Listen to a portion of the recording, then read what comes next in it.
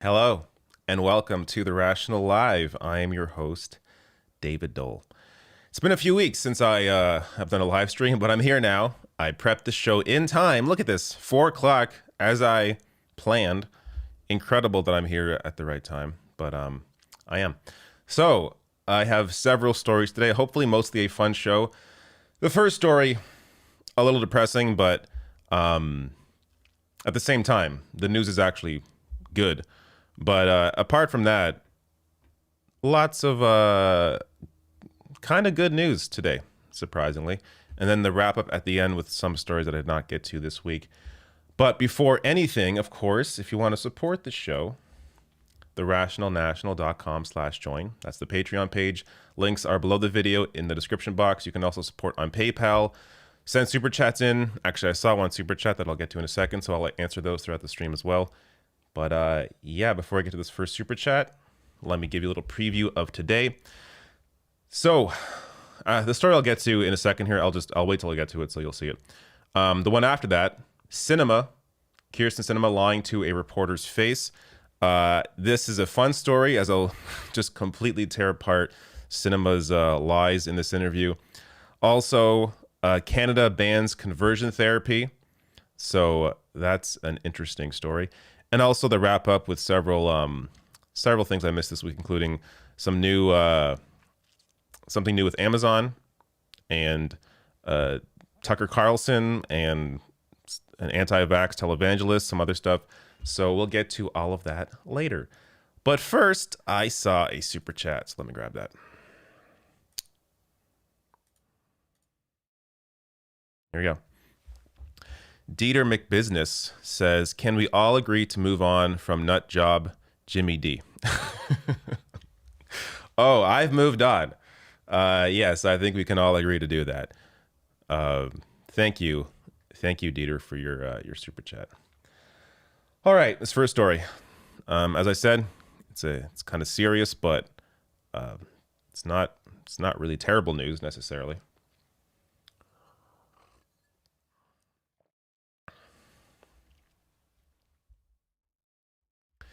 The parents of Michigan school shooter Ethan Crumbley have been charged with manslaughter, and the videos and information that I'll get to in this video will make it clear as to why this was the right decision.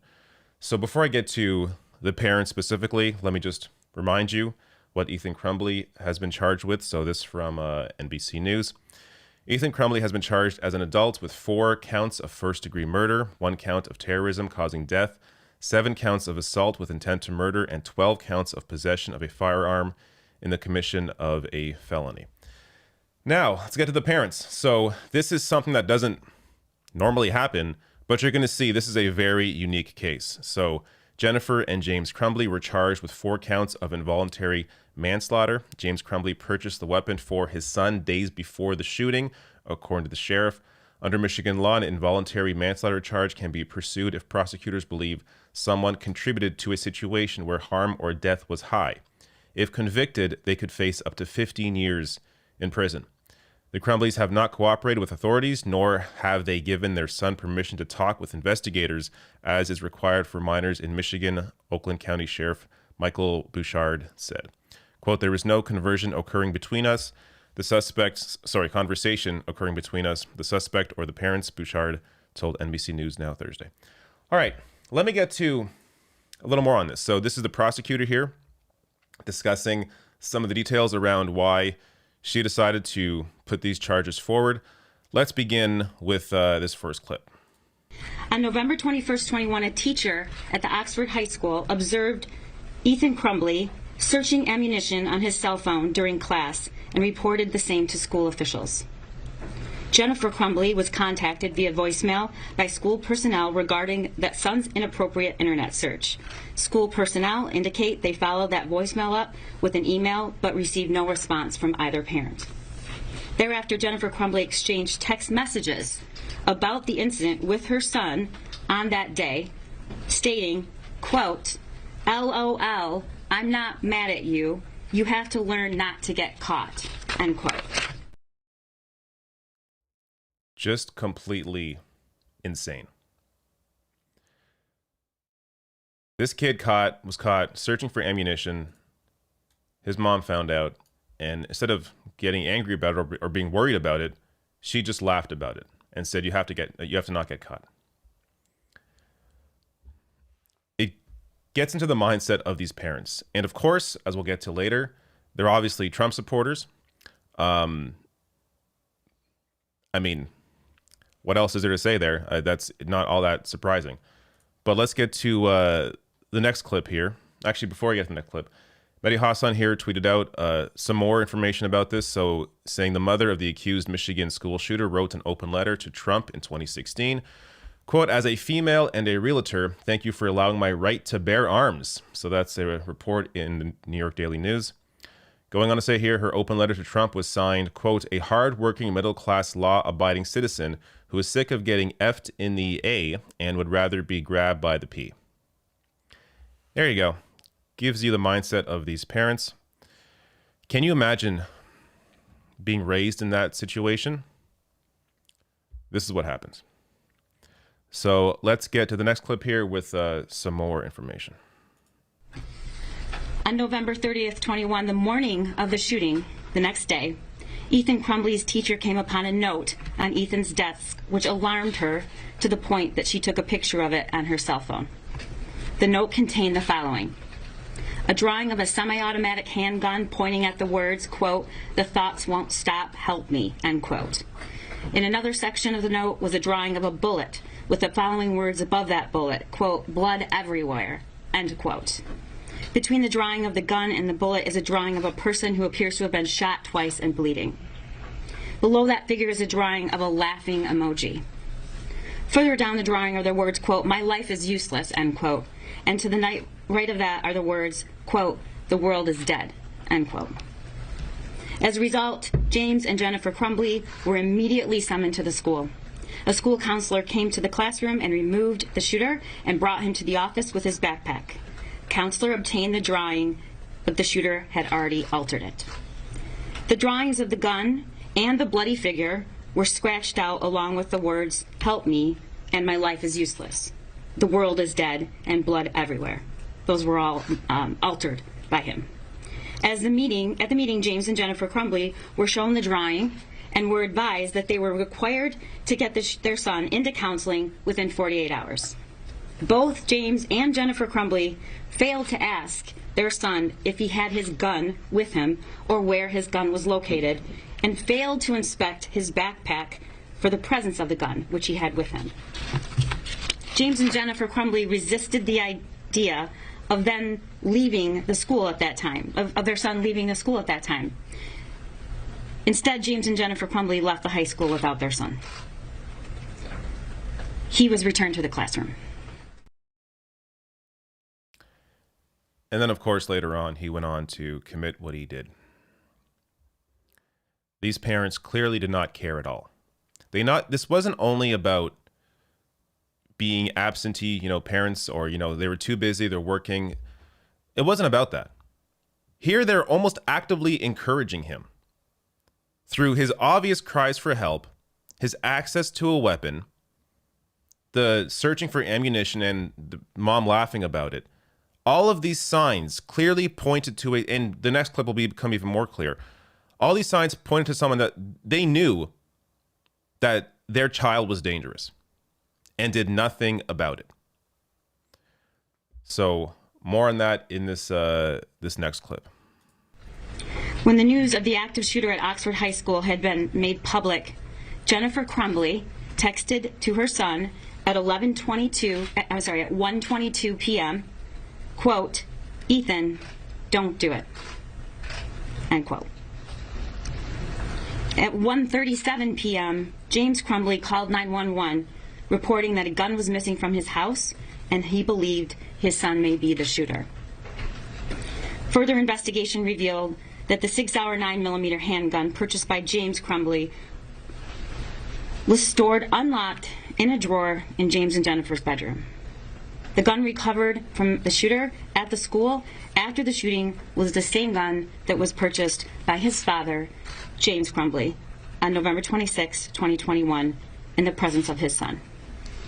Based upon the foregoing, the Oakland County Prosecutor's Office requested and received authorized we charged 4 counts of involuntary manslaughter as to James Crumbly and 4 counts of involuntary manslaughter as to Jennifer Crumbly. All right, so I have one more clip coming up when she's asked a question by a member of the press about these charges and the potential precedent that it sets. But the parents knew.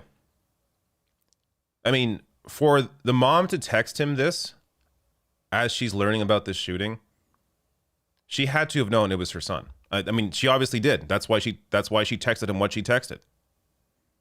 So they were so aware of this and did nothing about it.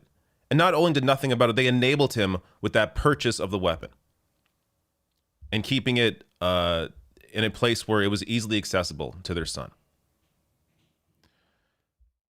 This was totally preventable. But these parents not only were, absent parents in the sense that they weren't there for him when clearly he needed them, but also actively encouraged this kind of behavior.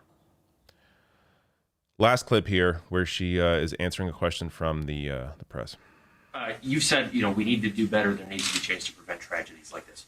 It's extremely rare for parents to be charged in school shootings. Are you trying to set a new standard, or is the evidence simply overwhelming in this case? I have tremendous compassion and empathy for parents who have children who are struggling and at risk for whatever reason. And I am by no means saying that an active shooter situation should always result in a criminal prosecution against parents. But the facts of this case are so egregious. Reading this document, looking at it, reading the words, "help me," with a gun, blood everywhere. This doesn't just impact me as a prosecutor and a lawyer, it impacts me as a mother. The notion that a parent could read those words and also know that their son had access to a deadly weapon that they gave him is unconscionable, and I think it's criminal. It is criminal. She's right. The prosecutor's right. I'm glad these parents have been charged. There was no clearer case of the parents being a part of this than this case. It is so obvious. There were so many signs, so many warning signs where they could have intervened or could have prevented this from happening, and they didn't care.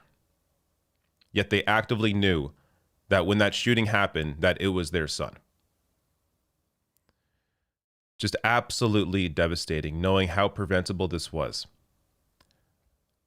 So I'm glad to see these parents charged, and maybe it's a lesson to other parents out there who are potentially enabling this kind of behavior, are seeing the signs and not willing to recognize those signs and accept that and do something about it. Look, I'm a parent now, but I don't think you have to be a parent to see how these parents clearly failed.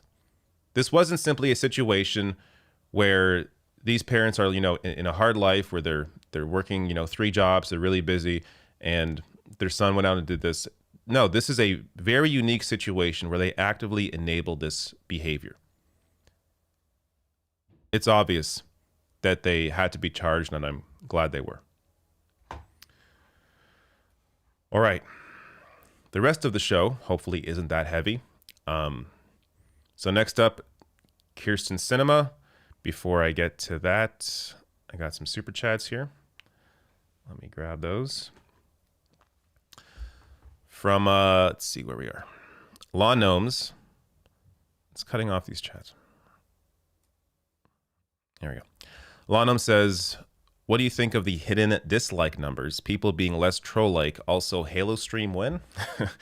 So on the first question, I don't know how I feel about the dislike. So I understand YouTube's, I don't know, their reasoning here, I guess, is that there has been basically these giant bot squads of people of accounts that dislike videos that, I don't know, that they don't agree with. Like I've had videos. It's only ever when I'm criticizing somebody on the right where you see these massive dislike numbers, because those individuals have a lot of money behind them. Some of that money's put towards Twitter bots, YouTube bots, all that kind of crap. So they try and dislike certain videos that call them out, that expose their grift, as a way to try and get that video downvoted and less suggested into other videos. So I understand, I guess, that part of it. But at the same time, if somebody, there's also a benefit to the dislike button where people, it tells people tells viewers, usually, not all the time, but usually, what videos aren't and aren't good, especially when it comes to certain things like tutorials. Like I heard this issue, or someone else bring this up. This is not something that I often run into because I don't really look at YouTube for tutorials, but people that are looking for, certain advice around how to, whether it's building a computer or putting, using Photoshop or whatever, that the dislike button, the dislike numbers tell people which videos are good and or useless. So now with that gone, I guess that was just, you have to just do trial and error. Just watch a video and hope it helps you, I guess. So I don't know. I think there's a upside to it potentially, but also clearly a downside. I don't think it really solves any problem. I think they should have just left it the way it was, because ultimately it doesn't really have a positive impact. But yeah, I don't know. On the Halo stream, so I would like to do a Halo stream. This is my biggest issue, actually. I don't know whether to do that on this channel, on YouTube, whether to start a new channel on YouTube, or whether to use Twitch and do it on that account. So that's why I haven't. That's why, honest, that is the reason, because I haven't decided, because I want to start actually doing more regular gaming streams, but I don't know where to put them.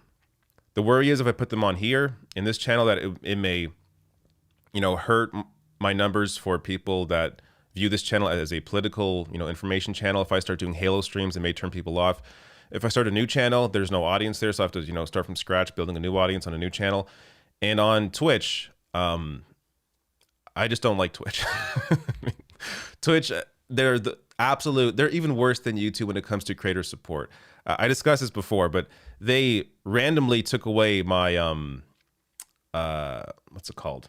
My check mark, my verification, claiming that I was putting their content somewhere else because they have like an exclusivity thing in their contract, when I wasn't doing that. So either I was like reported by somebody who was just trying to get me taken down, or I don't know what the hell the issue was. But it's been impossible for me to actually talk to them. So I don't know. I don't know where to put these streams. I may just end up doing it on Twitch, and or maybe even starting a new Twitch channel and doing it there. But I have not decided that yet. That said, goddamn, the new Halo is really, really, really good.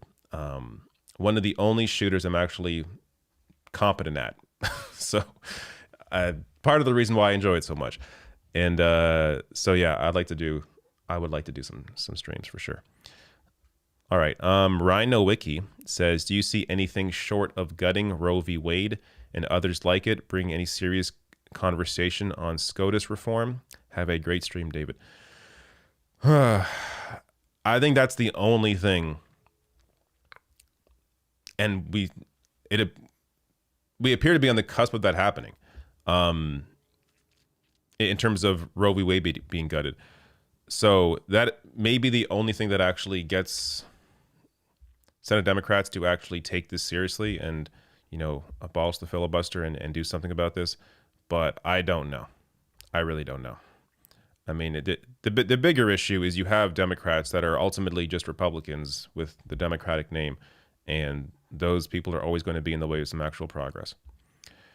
After Fracture says, as a realtor, yes, firearms are essential for realtors, in response to the mom saying to Trump that she's happy to have her gun. Captain Pollywog says, now the parents are missing. Are they? I know they haven't, as I read in that piece, they haven't responded to investigators, so did not know they were missing. And to be clear, I have not confirmed that, but a comment says that, so I don't know if that's the case. Dieter McBusiness says, unappreciated label battle in public discourse, progressive versus wokester, indicative of another successful culture war distraction tactic, fight Crowder. I didn't even know this is a battle going on, progressive versus wokester. I don't even know what a wokester is supposed to be. The biggest issue with the term woke is that everyone has their own idea of what that means. Like, for the right wing, anyone on the left, I guess, to them is woke. For some people on the left, woke means just caring about, cultural issues, caring about, racism and bigotry, and wanting to address that. And other people, woke means, voting for Hillary because she's a woman. Like, that's ultimately, to me, that's what woke generally means, is just using identity as a weapon against any actual economic progress. But yeah, that's kind of the issue with that term. I mean, everyone has their own idea what that means. But I do agree. Yes, fight Crowder, fight the right. Law Gnome says, seed fund for Rational Rage Quit gaming YouTube channel. Well, that assumes that I rage quit, which I do not. When I'm losing a game, I just take the loss. Can't be a rage quitter, because then that shows something about your character. Still Alive says, have you gone over the Mississippi SCOTUS hearing yet? They're signing Roe v. Wade demise. Your thoughts on that? I read a bit about it, to be honest. It's very depressing, and it's not my field, really, in terms of the legal mumbo jumbo around what they're arguing. So I'm waiting to see what the result is and what comes of it to really cover that.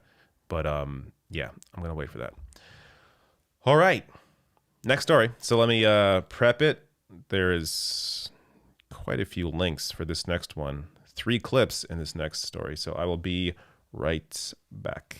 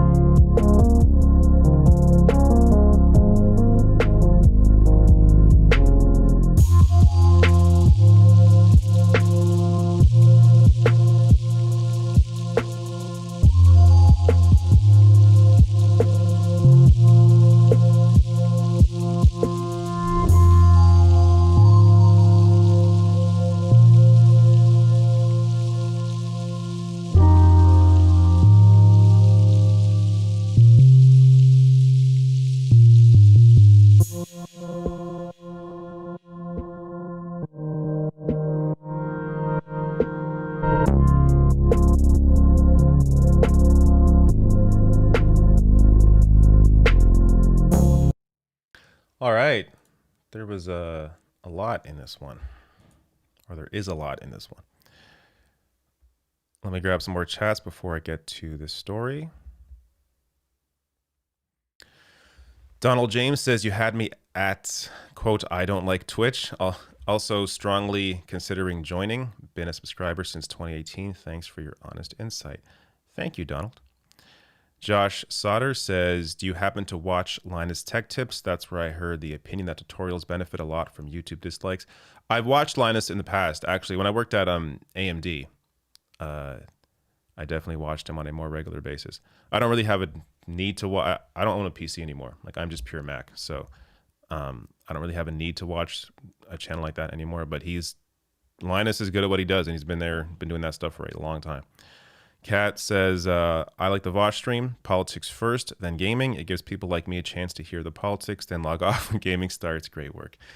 Yeah, I hear you. The issue is once I'm done a political stream, I'm just tired. Like, I want to get off.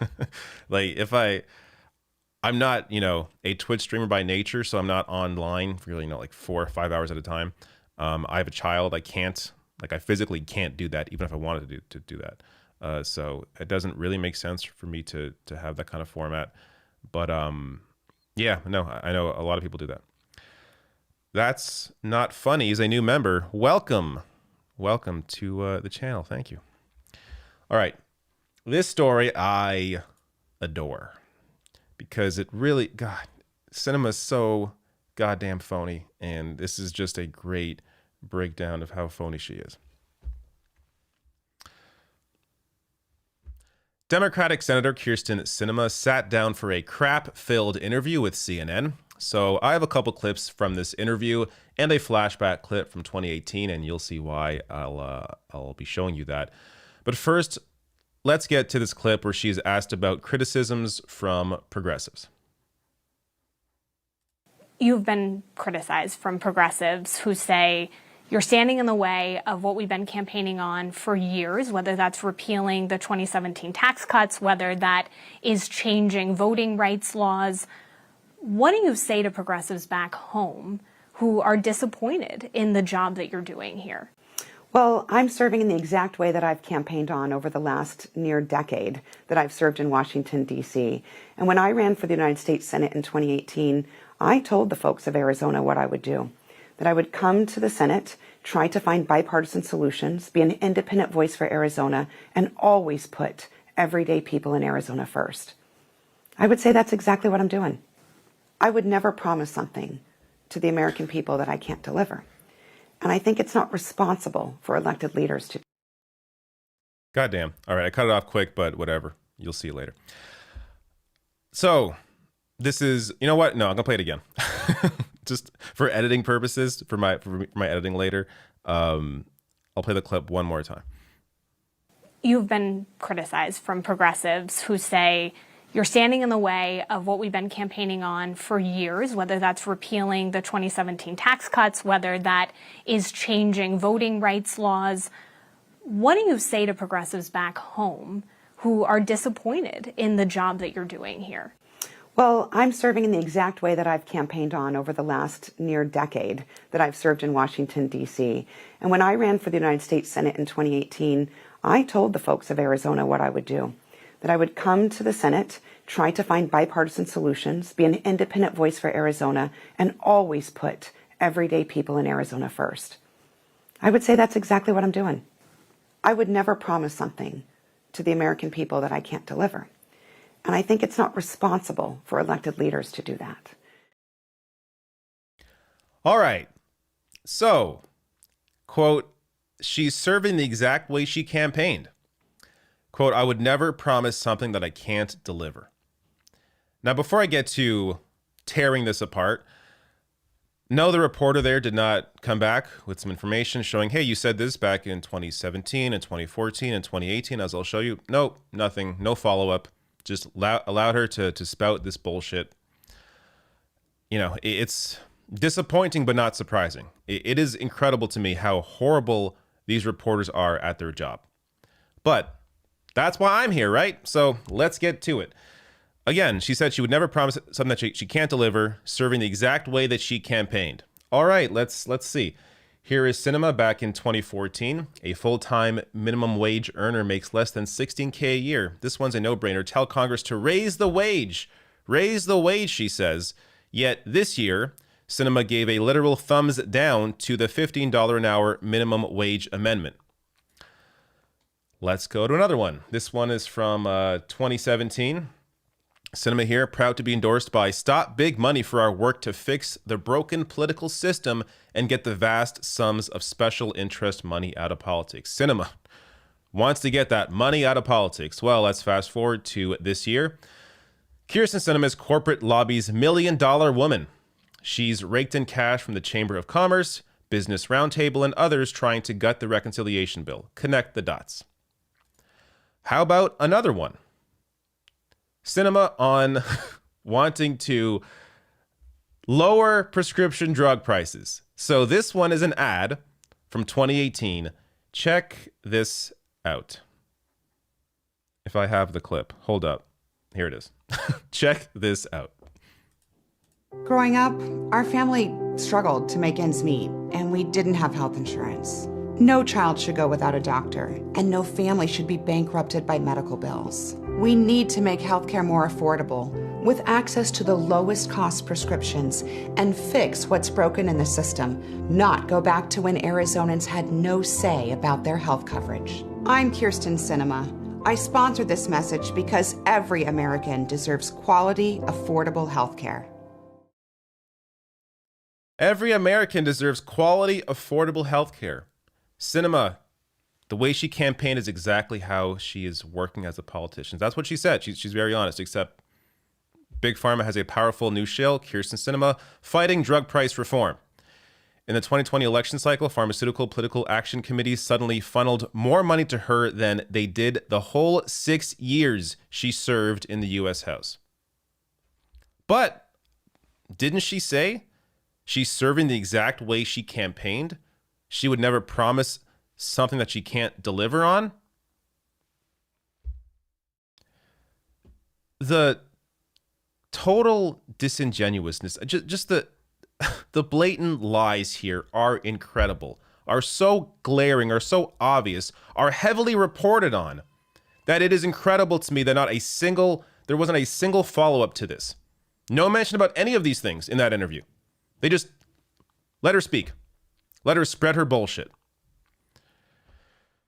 Now, before I get to the last clip, if you want a deeper dive on Sinema's crap, Jacobin here has a good piece, how Kirsten Sinema went from lefty activist to proud neoliberal Democrat.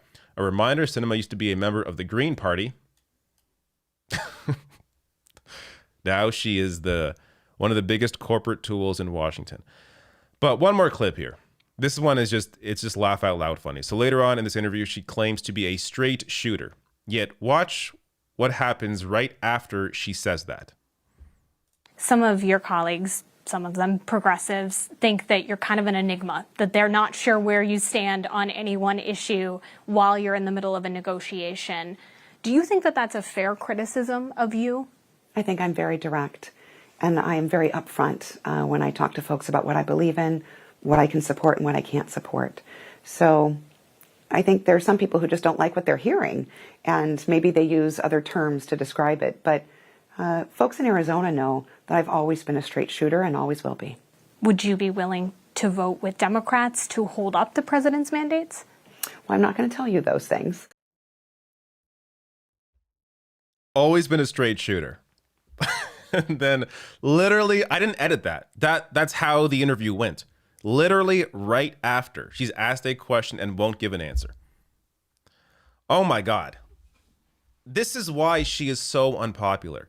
I've done, I don't know, like 3 or 4 videos now on polling in Arizona showing just how popular or unpopular Sinema is, especially compared to Mark Kelly, the other Democratic senator, his numbers are fine. Her numbers are terrible. And put up against other primary matchups from the state, she is getting destroyed in those in polling. Now, unfortunately, she isn't up for re-election till 2024. So who knows what happens in that time? Who knows if she's still a Democratic senator by the time her re-election rolls around?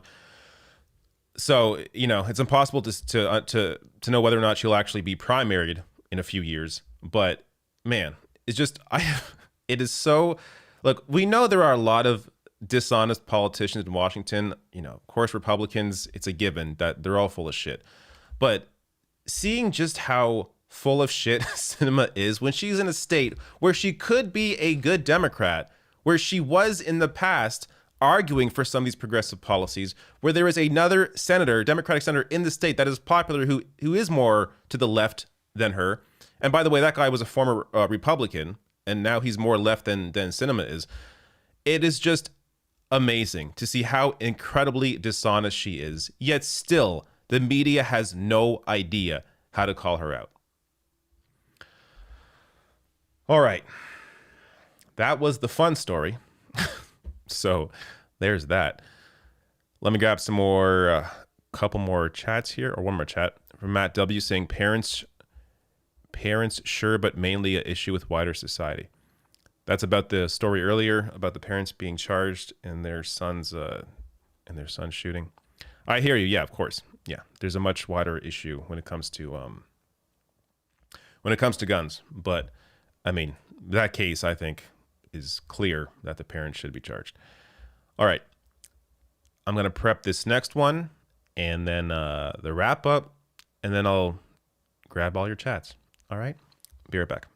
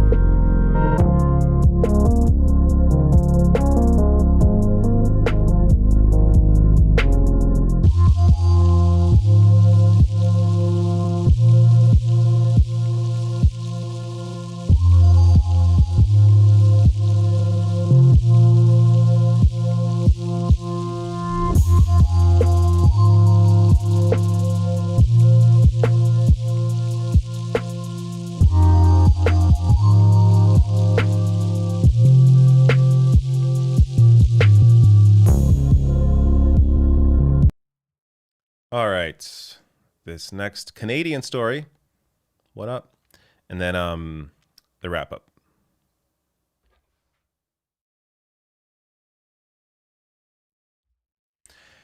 A Canadian bill to ban gay conversion therapy passed unanimously. Now, I'll get to more on why this was able to pass, but first, here's the moment that it happened. Mr. Speaker, I'm asking for unanimous consent to adopt the following motion, that notwithstanding any standing order or usual practices of the House, Bill C-4, an act to amend the Criminal Code, conversion therapy be deemed to have been read a second time and referred to a committee of the whole, deemed considered in committee of the whole, deemed reported without amendment, deemed concurred in at the report stage, and deemed read a third time and passed.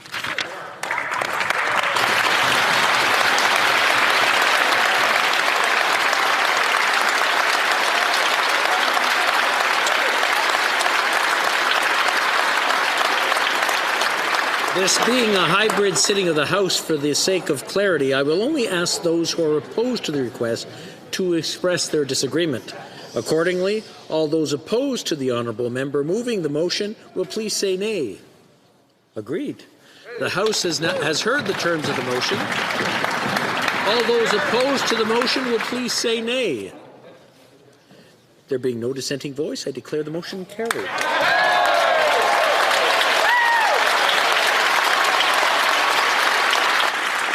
Third reading of the bill. Welcome to Mr. President. All right. So in a second here, I'll get to two reasons in particular as to why this was able to pass unanimously. But first, look, I almost didn't cover this because to me, this is an obvious thing to do. Like, yes, of course, we should ban gay conversion therapy. Lawmakers don't deserve credit for the bare minimum. But the reality is, in this cultural climate, gay rights is not a given. So we shouldn't assume they are.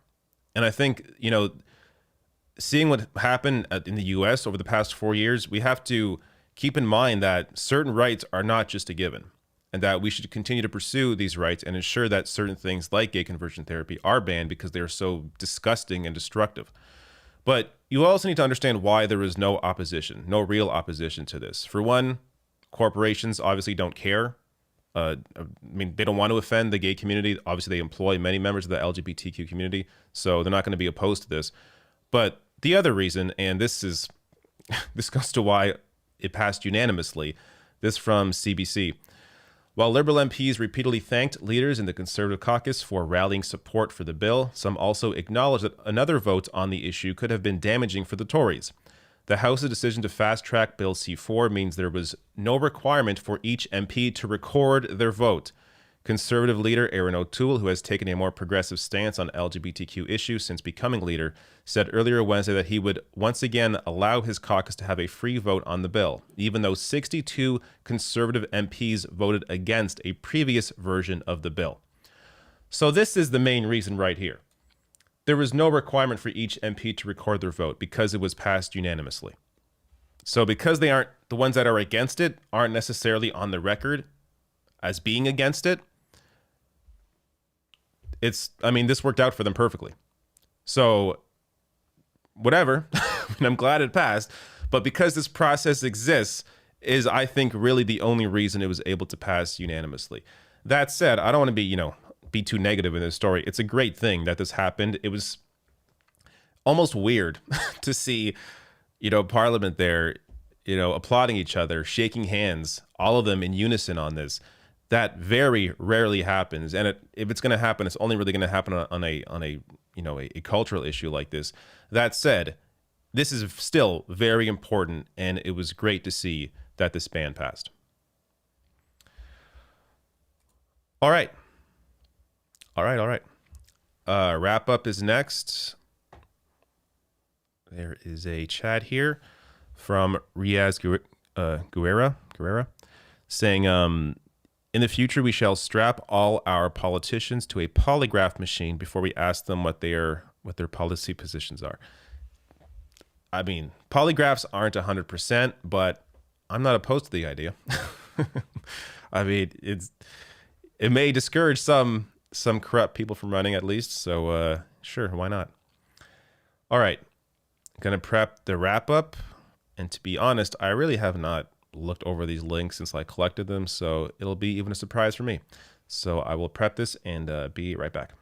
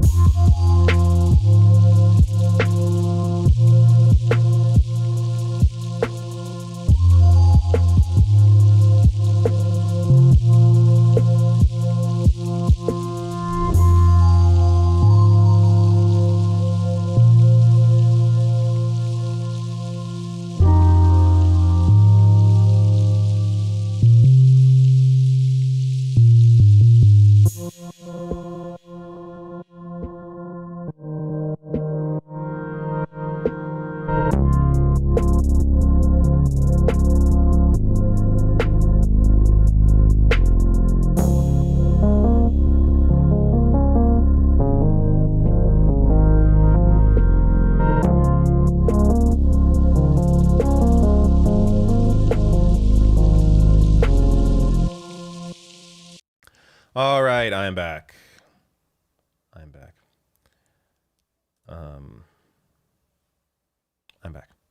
All right. The wrap up is next, and then I will do all of the whatever chats are left and maybe grab some random chats. And did you guys hear that? It's my child screaming in the background. All right. Don't worry. He has his mom with him. He's fine. All right. Let me just get into this.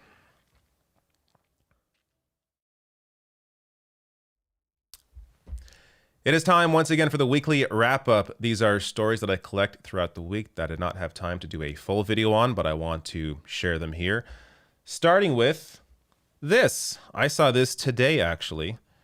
This is amazing. So this is from Mike Rothschild here tweeting out, reposting with more redaction. Linwood doxed both Hunter Biden and Tucker Carlson's contact info as of 2014. I'll show you what this says. But he goes on to say here, lost in the crazy of doxing the son of the president and a major TV infotainer, Tucker Carlson asked Hunter Biden to write his son a college recommendation letter. That's what this is. So Tucker Carlson, who, you know, during the election was tearing apart Hunter Biden for some reason. Again, I don't know why anyone would care about Biden's son when he wasn't part of the campaign, was, you know, not a part of government. Who cares? But here he is back in 2014 asking Hunter Biden for a college recommendation letter for his son. So the email says here, you could read, I'll read from bottom to top because that's how this is, that's how emails work. But Tucker here says, Hunter, I can't thank you enough for writing that letter to Georgetown on Buckley's behalf. So nice of you. I know it'll help. Hope you're great and we can all get dinner soon. And then Hunter responds saying, hey buddy, I need Buckley's CV. If you have one handy, thanks. And then Tucker replies saying, of course, getting on the plane now, but I'll ask Susie to send it right away. Thanks again. It's really nice of you to do this. It's all a big club and you ain't in it. Anyone thinking that Tucker Carlson's like anti-establishment? The guy is, he's going to make a ton of money from the Swanson dinner fortune. He's one of the heirs. He does not care. Tucker is a complete actor. Now, you know, whether he actually is a nationalist as he presents himself with his content, you know, I don't actually know, you know, what's in Tucker's brain, but what matters is his actual impact on society. What he spreads is dangerous crap, and here he is back in 2014 showing you that, you know, this guy has no principled center here. He's just one of the elites like anybody else. So it's just amazing to see this, considering, you know, what we know now about Tucker going after Hunter. But anyways, next story. U.S. Labor Board official orders Amazon to redo union vote at Alabama warehouse. So this is a fantastic story. Of course, I covered a lot of the run-up to that vote and the result of it. But they found, as I discussed, going up to the vote, that Amazon was engaging in obvious union-busting behavior. That was so extreme that it violated the rights of their workers. So now these workers get to do a redo on the vote, and we're going to have to wait and see how that turns out, but it's good that they get this opportunity. Also on Amazon hid nearly 20,000 COVID cases among its employees from federal regulators. Amazon identified nearly 20,000 COVID cases according to the SOC, but reported only 27 cases of respiratory conditions to OSHA. Yeah, not a great company, Amazon. Next story here. Marcus Lamb, Christian broadcaster and vaccine skeptic, dies of COVID at 64. Mr. Lamb, who co-founded the Daystar television network, repeatedly suggested on air that people pray instead of getting vaccinated. And if you go through this article, they have several videos they link to of him saying such things. And yeah, this has been happening over and over and over again. I mean, there's countless right-wing radio hosts now that have died from COVID after spreading anti-vax information on air. And here's another example of that. This is amazing. So this week I covered how Chris Cuomo was suspended by CNN for helping his brother a lot more behind the scenes than they had realized. And you have the media here, certain members of the media, defending Chris Cuomo, as opposed to seeing it as an obvious conflict of interest when you are a powerful journalist on air helping your brother behind the scenes by using your journalist connections to do so, helping a sitting lawmaker, a prominent lawmaker. Obviously, he shouldn't have been doing that, but here they're defending Chris Cuomo. Now, before I even get to these defenses, if you think, and I understand this way of thinking, that, hey, well, it's his brother, of course he's going to help him. First of all, they were serious allegations, so, that shouldn't be a given. If your brother is doing something horrible, no, you shouldn't expect him to be defended by his family. But still, even if you think that's the correct way of thinking, of course he's going to defend his brother. Well, fine. Don't be a host on CNN. Like, you don't need that job. If you're going to put your brother over journalistic integrity, then leave your job. It's that simple. But let's check out some of these defenses here. So Lauren Bissett says there's a very literal bros before hoes thing happening in media right now. And right now that I guess I should have expected. So Clyde Haberman here saying, I confess to some ambivalence about Chris Cuomo's suspension. It's deserved on many levels, but wouldn't you help your brother if he fell into trouble, even of his own making? Matthew Iglesias here, who, by the way, has blocked me on Twitter. I think I liked a tweet that was critical of him, because I don't have any interaction with Matt Iglesias. But because I liked a criticism of him, then he blocked me. But whatever. He says here, if my brother ever gets embroiled in a scandal, I'm going to do some unethical shit to help him out. Look, I don't even know what else to say there. Like, whatever. This speaks for itself. What can I add to this? There's more here. Chris Saliza from CNN saying, for those asking, Chris Cuomo is my friend. I would never walk away from a friend, in good times or bad. I support the CNN decision, and I will also be there if Chris needs me. That's what friends do. So Chris Saliza just both siding this here, trying to appease everybody. Like, okay. Last one here. Liz Smith saying the job of brother, sister, mother, father, daughter, son always comes first. Okay, again, if you think this way, apparently the tweet was deleted.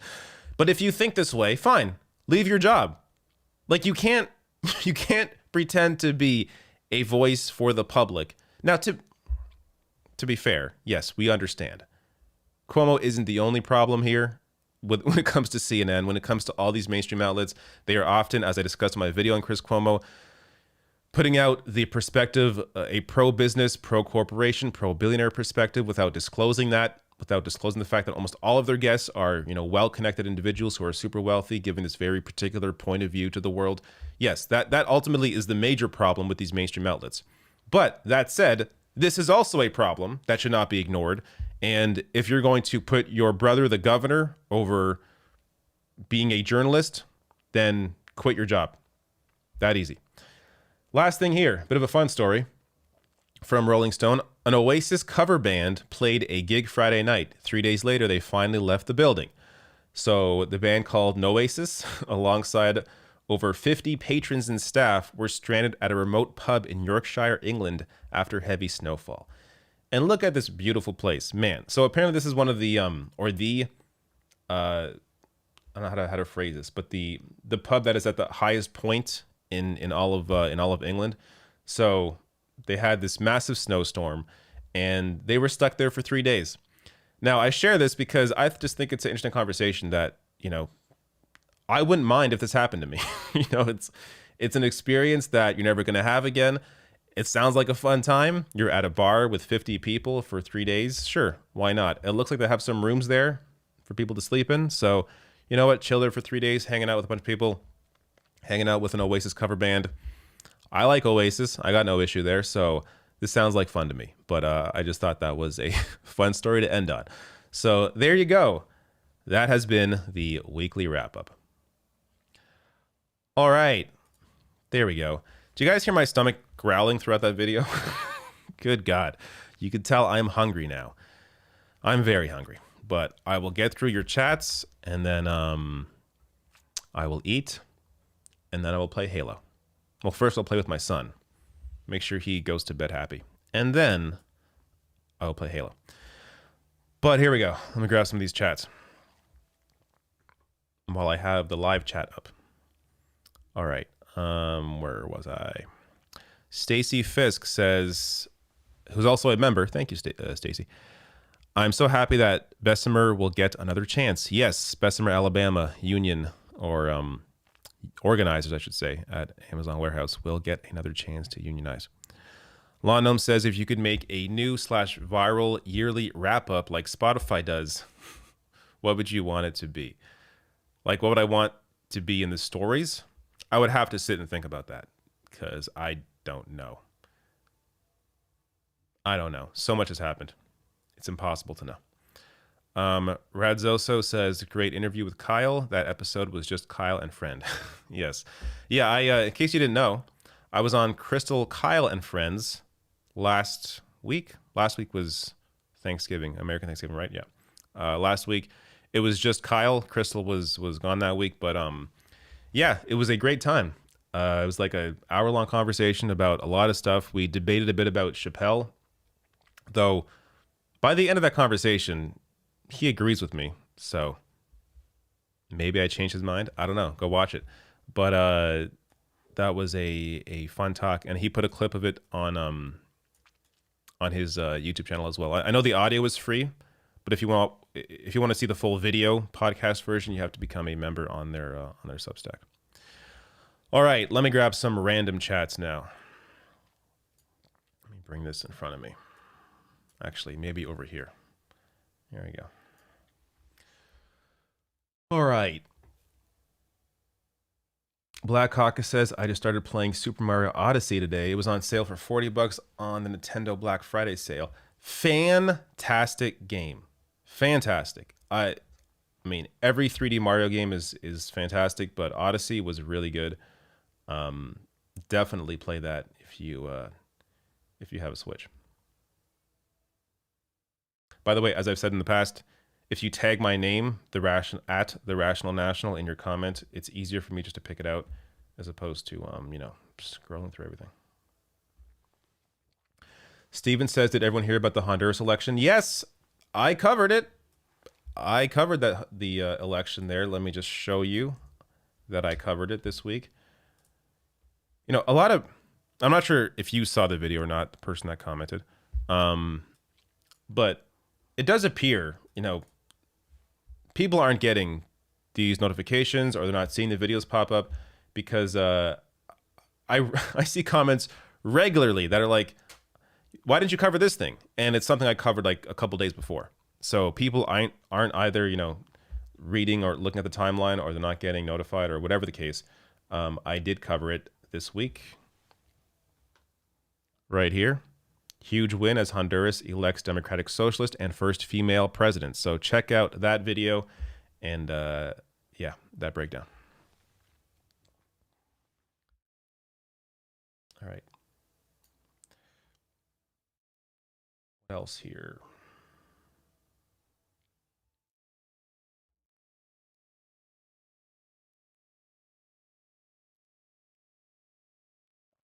Tyler VG says, I love the story about the shroom healing experience. Very interesting. I had no idea. Thank you.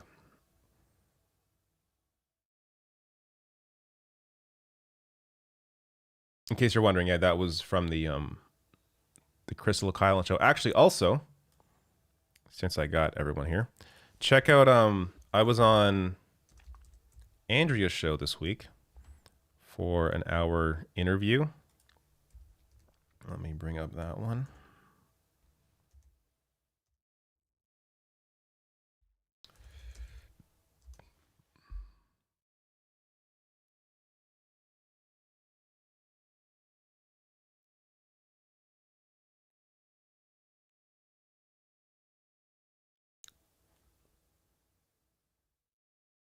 Here we go.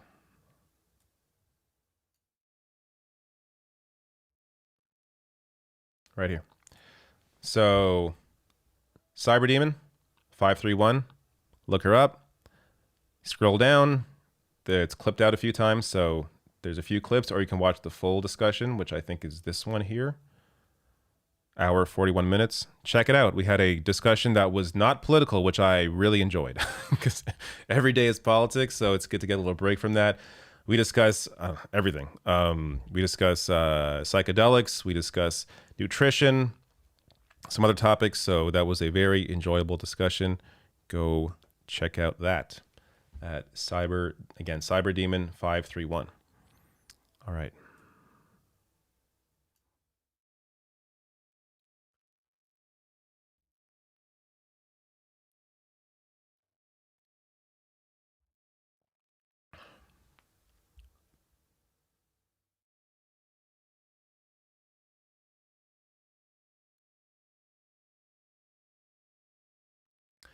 Doug Grinberg says, imagine if Canadian and U.S. mental health care covered psychedelics and other alternative treatments.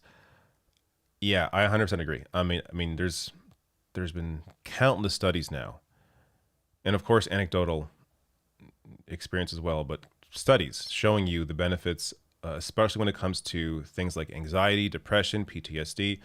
When given in a controlled setting, people have an amazing experience that allows them to get over many of those ailments. Now, again, it isn't going to work for everybody, but it works for a lot of people. And considering the data behind it, it's criminal that that stuff isn't legalized and used as a tool for doctors yet.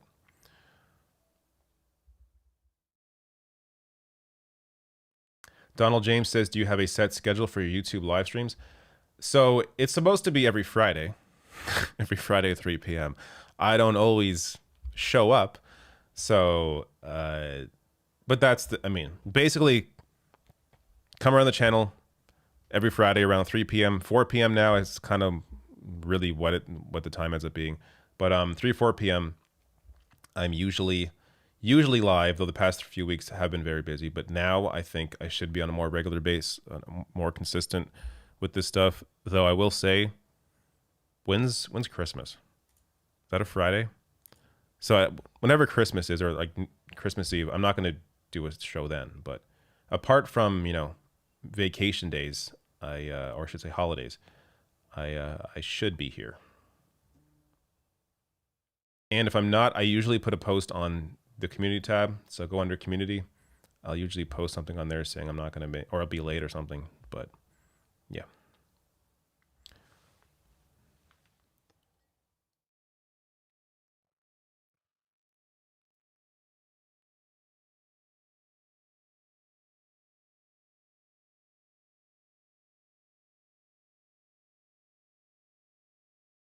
All right, I'm trying to find some more chats here.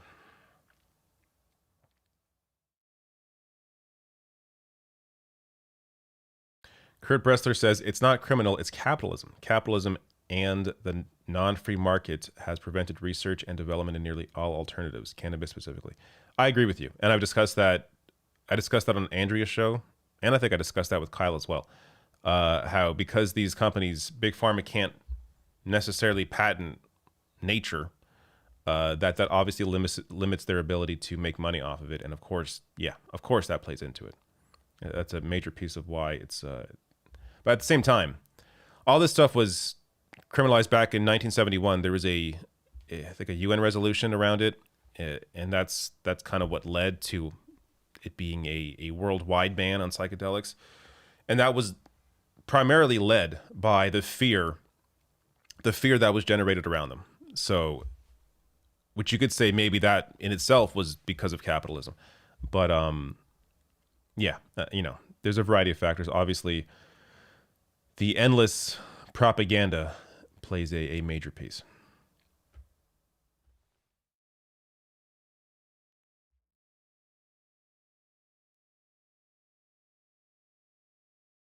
On the issue of cannabis, though, I mean, it's legal in Canada now. In fact, there's one of my packages. So, it's good tax revenue for the government if that's I guess the issue, the money being the issue. When it comes to legalization, they can tax it, and it's just another stream of cash for them.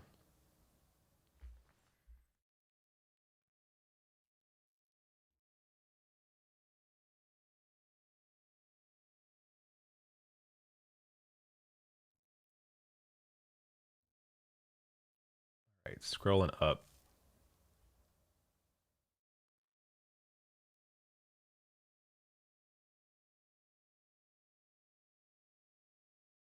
Annabelle says, new Star Fox game when? I don't know. I gotta be honest, Star Fox is like the one, maybe the only Nintendo franchise I never really got into. I'm not super into flying games in general. I know it's a bit different than that. Like it's more of a guided shooter, but I don't know. I was never a big Star Fox fan. But it's one of their big franchises, so I'm sure they will return to it at some point.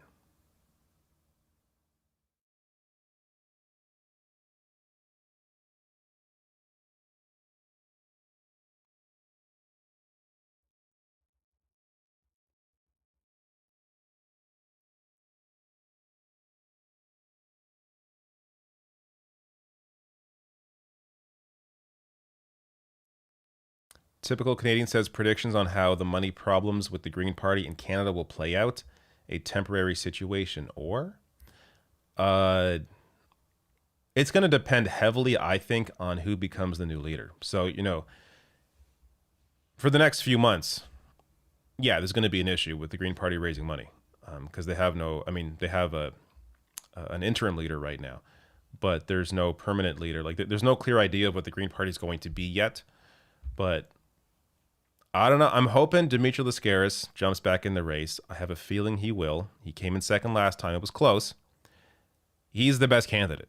I mean, we're talking about an actual eco-socialist. I had him on this show. If you want to look him up, look up the interviews or just look up Dimitri on the channel, and I'm sure he'll pop up. I interviewed him, and he is fantastic. So I would love if he ran again. But until there's a new leader, it's going to be tough for the party to raise any money. Donald James asks, done DMT? I've done ayahuasca, which my understanding, it's been a while since I was into this stuff. So a lot of my knowledge is fuzzy now. But DMT, I think, is the active ingredient in ayahuasca, but it's not the same as actually doing DMT. No, I haven't done actual DMT, which is, from my understanding, like a 10 to 15-minute experience. Yeah, no. And when I did ayahuasca, it was in Peru where it's legal. I have not done any illegal substance.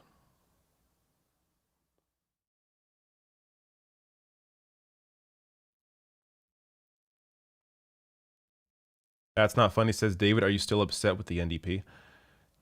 I mean, I'm always upset with the NDP. The NDP just isn't what they could be. That's largely the issue with them. But when it comes to the BC NDP, man, there are people leaving the party left and right now because of the BC NDP's approach to the Wet'suwet'en territory and the pipeline and all that's going on right now. Not to mention, the ongoing or the BC NDP's ongoing approach or lack thereof to the climate crisis. So yeah, this is the issue. It's hard to build interest in a party whenever provincial versions of that party in the NDP, whenever they form government, be it Ontario, Alberta, BC, they're just massive disappointments.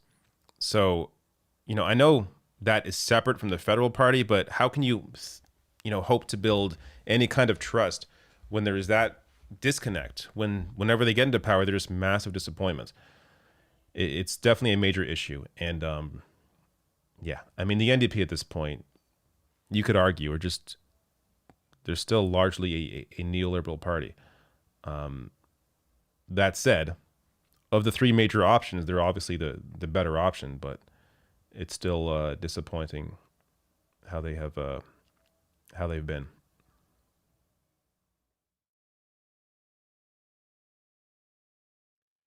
Tyler VG says, dude, you have to get the new Mario Party. Best one ever. I actually might pick that up for Christmas when I go visit the family. Bring my Switch and Mario Party with me. I may just do that.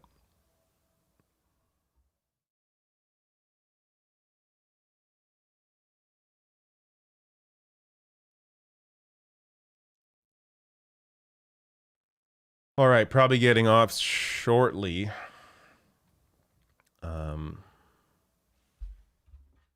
Just check my phone for any, just in case, My partner needs me.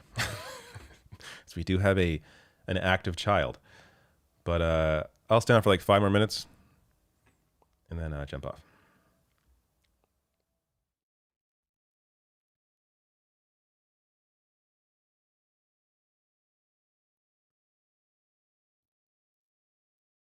By the way, for anyone watching, I feel like there's a disconnect here. I'm looking this way and it may look like I'm looking at the chat here, but I'm not. So the chat on screen is, I think, it's older than what it's older than what I'm seeing right now. I'm seeing the immediate chat in front of me. The chat on screen is not what I'm actually looking at, in case you're wondering. It just happens to be on this screen in front of me. So I'm looking this way.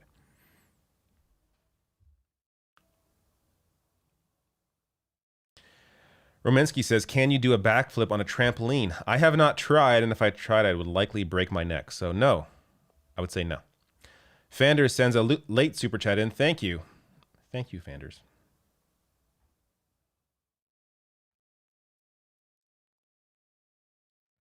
Yankee Doodle says, Linus does have a Mac channel called Mac Address. I did not know that. But I never, like, what does he cover? It's like, I never have any problems with my Mac. I mean, I rarely do. So yeah. I mean, maybe he reviews stuff, but I don't know. I don't watch that content too much. I will say, there is one sort of tech guy that I do like and watch on a regular basis, and that's Epos Vox. EPOSVOX. I enjoy him. He has good content. Typical Canadian says, good idea mixing interviews with your show. Both types are good.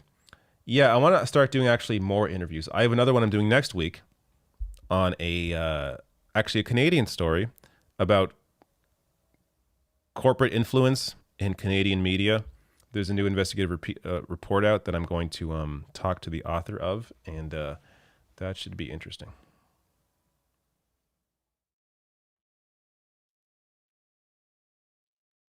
Sergeant Slap Happy says, what did you do for AMD? I worked in marketing.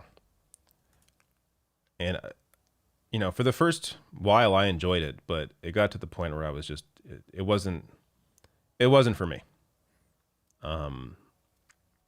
Like I worked on the gaming side, so being a massive gamer, it was awesome. But then it got very draining, and there were always these yearly layoffs. I'm not sure if they still do it now, but every year they would lay off like 1,000 people. It was ridiculous. But yeah, I was laid off twice actually from AMD. I was laid off once, and then they brought me back when they were able to hire me again. And then I was laid off again. I was like, all right, I'm good. Let me do something else now.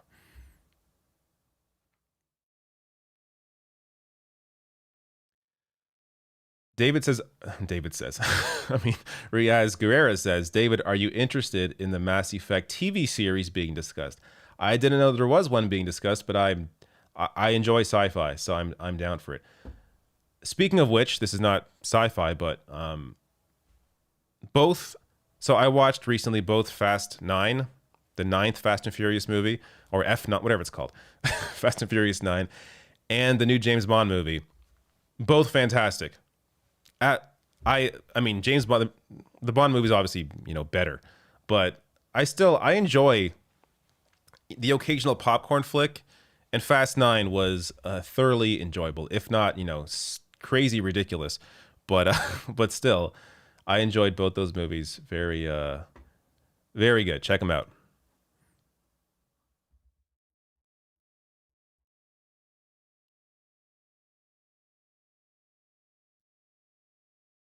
New super chat. Aaron Pimentel says, is your Portuguese family as in love with Ronaldo as mine are? Over 800 goals is crazy. Looking forward to your upcoming Canadian soccer channel. Well, I don't know that much about soccer, so I couldn't do that. But yes, my Portuguese family absolutely loves Ronaldo.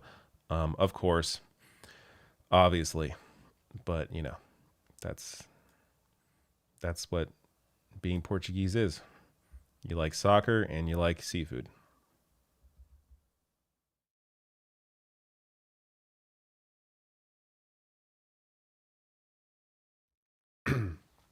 Wow. Massive donation here from Neko Ajic, if I'm saying that right. Says, hi, David, Bosnian immigrant here. Appreciating the work you do. Much love from St. Louis, Missouri. Oh, awesome. Thank you. Thank you so much for that massive donation. I'm glad you enjoyed the channel.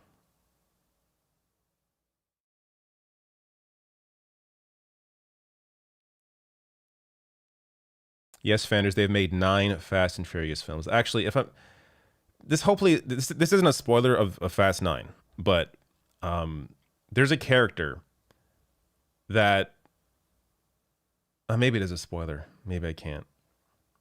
I don't know, but just, there's just this insane thing they do with this one character who this. Hopefully you don't care about Fast 3 or Tokyo Drift, but this character dies in the third movie, and then he's not in the next 2, but I think he's in 6. And then they explain it by saying, oh, well, these movies actually took place before the third movie, but then in 9 they there's no point to them ever doing that. Anyways, when it comes to Fast and Furious, people like the spoilers aren't important. But anyways, I didn't spoil Fast 9, but it's like the shit they do with this series is so ridiculous, but it's amazing they do it, and it's still enjoyable to watch. Like, I almost don't understand why I like the movies, but I do.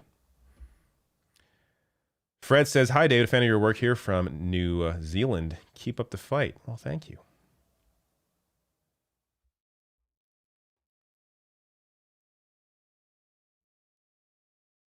Any thoughts on Babylon 5 reboot? I know nothing of Babylon. Nothing at all. It's sci-fi, right? I know that. I should say, when I say I like sci-fi, I mean movies generally. Like, I never got into Star Trek, though I'm sure I would like it if I watched it. Never got into, what's the other one? With the ship. I don't know, I forget what it's called. But there are some other ones that I have not gotten into, but, you know. Generally, though, I like movies that take place in space.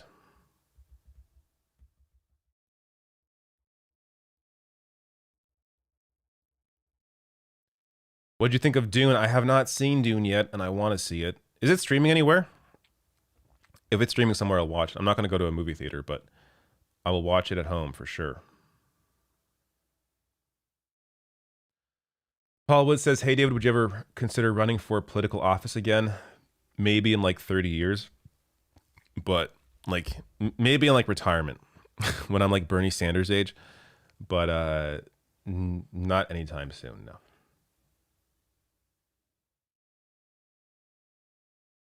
Battlestar Galactica. That was the one I was thinking of.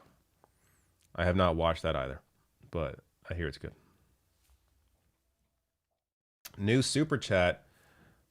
Aritro Pathak says, why are Canadians less racist than Americans? Oh, buddy. Have you seen our prime minister in blackface? I wouldn't say we necessarily are. It may appear that way. I don't. Like, I'm not sure how you would even really measure that if I were to give you a firm answer on that. But I don't think that's the case.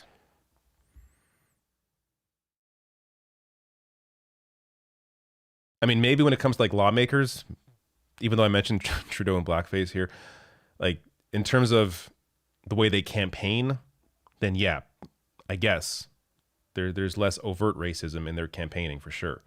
But still, you know, if the impact is the same, does it really matter if it's a dog whistle or if it's overt?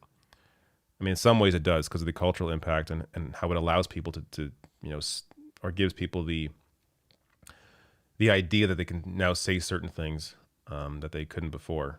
But I don't know. You know, I don't want to I don't want to try and claim Canada's less racist because I don't really think that's the case. I mean, not even to mention, you know, our entire approach to the Indigenous community. Like, we're not less racist. Actually, it is a fact. We are not less racist.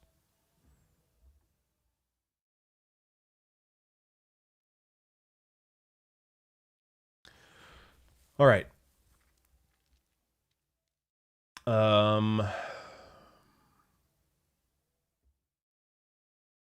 I want to stay, but I got to go. That's the way it is. I want to stay, but I got to go.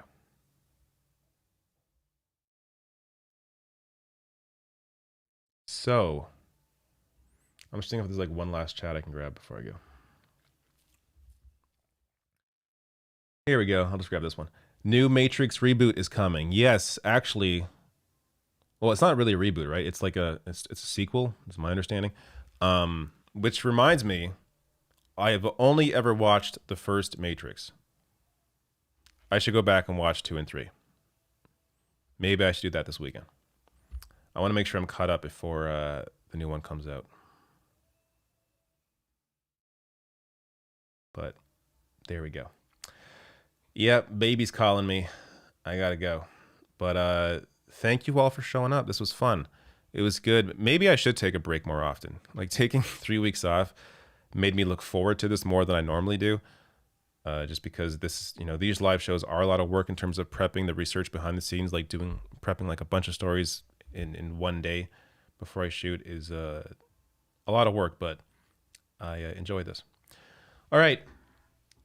Matrix sequels are on Netflix. All right, good to know. I will check that out. Dividing Zero says, do not watch 2 and 3. See, that's what I heard 2 and 3 weren't that good, but I feel like if I'm going into 4, I should know what happened in 2 and 3. I shouldn't just skip them. So, yeah, I'm going to watch all 3. I think that's the way to do it. All right. Thank you all for showing up. Come back next time. And again, if you like what I do, support the show on Patreon, therationalnational.com or /join, or you can join on YouTube. Join button is below the video. Hit the like before you go, just to give me a little extra boost. And thank you. See you all next week. Goodbye.